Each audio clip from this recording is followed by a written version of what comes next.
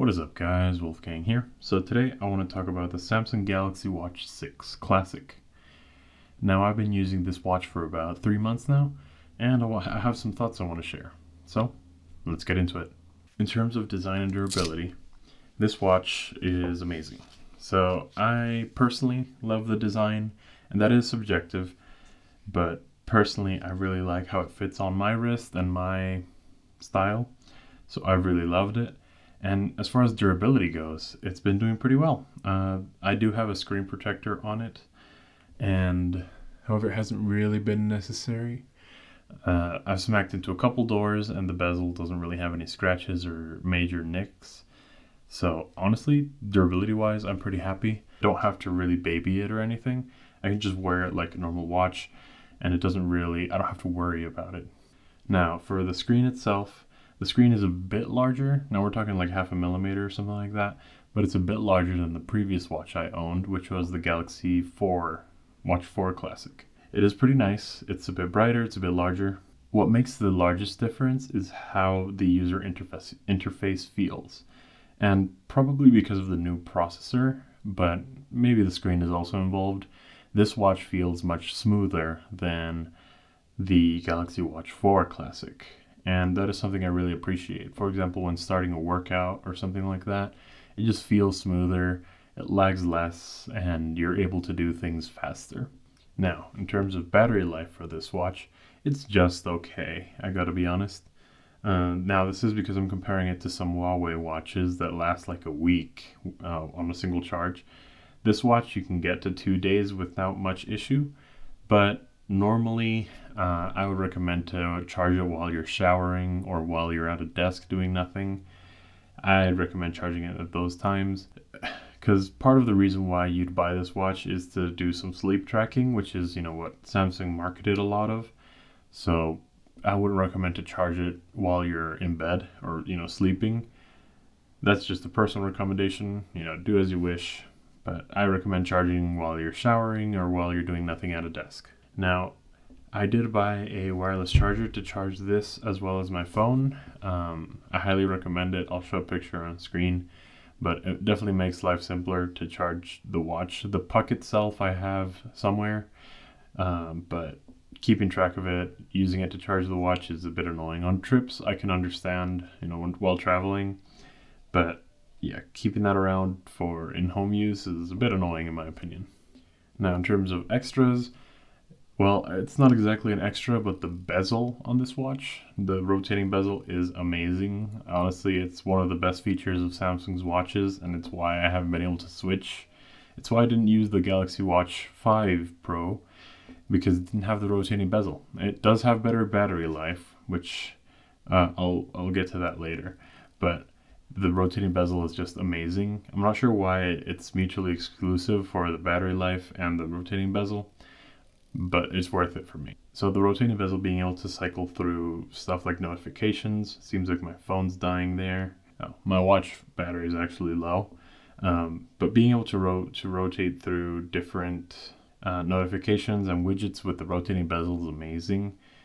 Being able to scroll through menus with it just feels amazing. I really love the rotating bezel.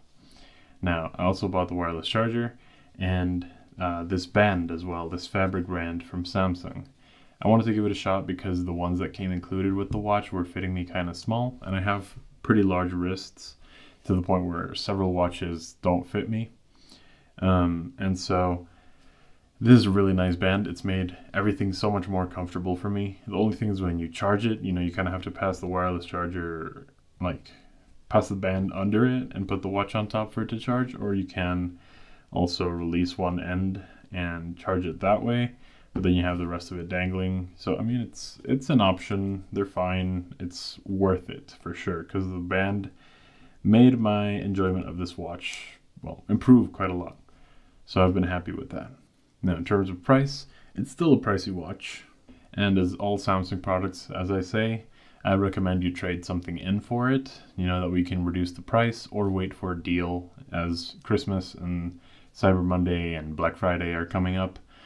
Maybe wait for a deal on it. I got mine with my Fold 5, so it reduced the price for a bit, or quite a bit. So yeah, it's a bit of a pricey watch. Wait for a deal or trade something in and you'll be good. Now, I do have two annoyances, or somewhat major ones, I guess. The first one is that the included watch band didn't fit me, and of course, like I said, I do have a very large wrist, so it is partially understandable. But my other annoyance is with the fabric band. It's happened a couple times, not too many, where perhaps I just came out of a shower or it's been a long day and I'm taking the watch off, and the fabric band has come loose. I have not done this intentionally, there you go. But with enough strength and in the correct angle, it will come loose. So, for example, I'd be trying to put it on, and it would slip on me, or it would, come loose, and my watch would fall to the ground. So it has happened. Still, no major damage on the watch, no visible damage, and well, no functional damage either. But it's something to keep in mind. To try to, if you have large hands and large wrists, to keep in mind that this can happen, and to be a little bit more careful when you're taking off or putting on the watch with this watch band. It's, like I said, it takes some force. So I've found that putting the watch on this way and then rotating it, because I like to use it like this, is better. The times it's come apart on me is when I've been taking it off or putting it on this way. It just for some reason causes more tension, perhaps. In conclusion, this is a really great watch. It's not the best watch depending on what you're looking for. I'd say this is more of a jack of all trades, master of none, which I've used as a positive and as a negative in different videos. In this case, I'll use it as a positive. I'm not really athletic, which makes this watch pretty solid because it's pretty good at measuring workouts, but it's not exactly amazing at it. It's good at heart rates, it's good at integration with my phone.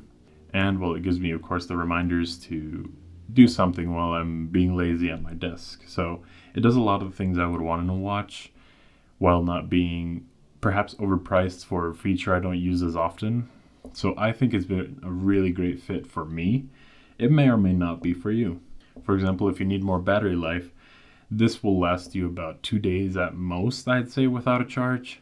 Maybe 3 if you start turning on power saving things. So I would recommend, if you need more battery life, to check out the Galaxy Watch 5 Pro. Of course, you're losing the bezel, so for me it's a deal breaker. But if you need the battery life, check it out. It might work out for you better, or perhaps another brand. But overall, this is a great watch I could recommend to pretty much anyone in remotely interested in tech, especially if they're in the Samsung ecosystem. So that's about it for this video, guys. If you enjoyed the video, hit the like button. If you want to watch more videos like this, hit the sub and bell icon. And, well, leave any comments in the description, any questions you have, and I'll try to answer them as soon as I can.